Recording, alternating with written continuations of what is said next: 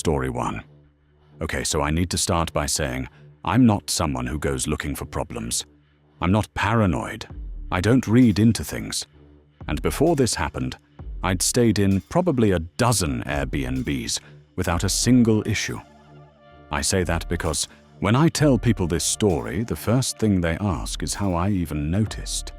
And the honest answer is, I almost didn't.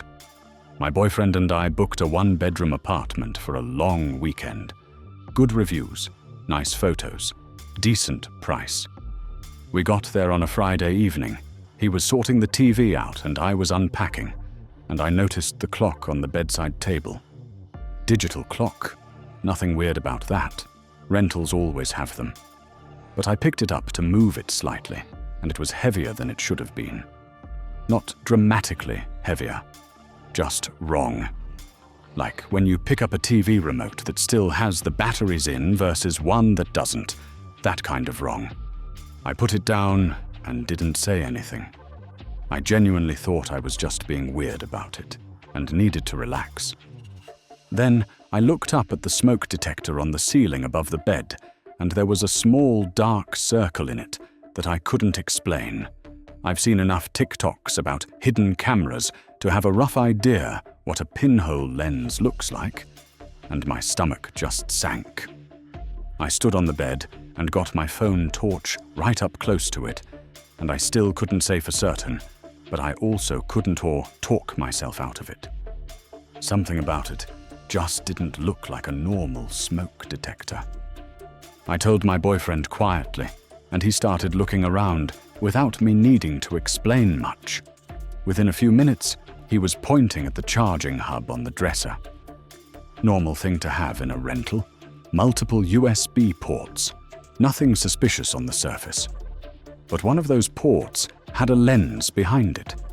Tiny, dark, and pointed directly at the bed. You had to get right up close to see it. And once you did, you couldn't unsee it. We downloaded an app that scans for wireless camera signals, and it picked up 3 separate devices in that bedroom. The clock, the smoke detector, and the charging hub. All 3 live. All 3 connected to a network. All 3 pointing at the same place. Meaning someone, somewhere, was actively watching. We packed our bags and left within about 20 minutes. I filed a police report that night and contacted Airbnb at the same time. The host got charged. When investigators went through the property, they found footage going back months, multiple guests, none of whom had any idea. The listing had hundreds of 5-star reviews, and not one person had said a word. Most of those people probably still don't know to this day. The thing that gets me is that I almost talked myself out of it. I nearly just moved the clock and went to bed.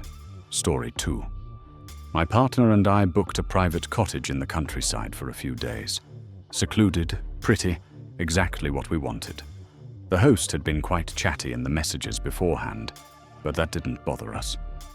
When we pulled up and he was standing in the driveway waiting for us, when check-in was supposed to be a lockbox with 0 contact needed, something felt slightly off immediately.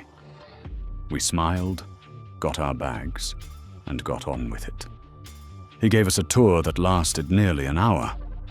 For a 2-bedroom cottage, he kept stopping in rooms and just standing there, and it felt less like he was showing us around and more like he was watching how we moved through the space.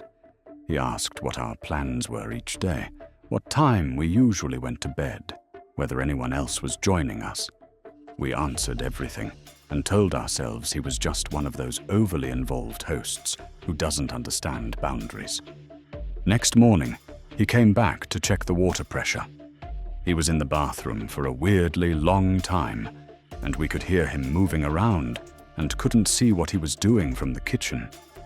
When he came out, he said everything was fine and left. That night, I woke up at 2 a.m., and the side door in the kitchen was unlocked. The one that had definitely been locked when we arrived. The one that neither of us had touched. the one that opened out onto the path leading directly to the host's storage shed at the back of the garden. I went and woke my partner up and just pointed at it. We didn't say anything to each other. We just started packing in the dark, got everything into the car and left. It was just past 2 a.m., and we drove to the nearest town and found a motel. Airbnb pulled the listing within 24 hours of us reporting it. We never found out what he'd been doing in that bathroom or how that door got unlocked. My partner thinks not knowing is the better outcome. I go back and forth on that.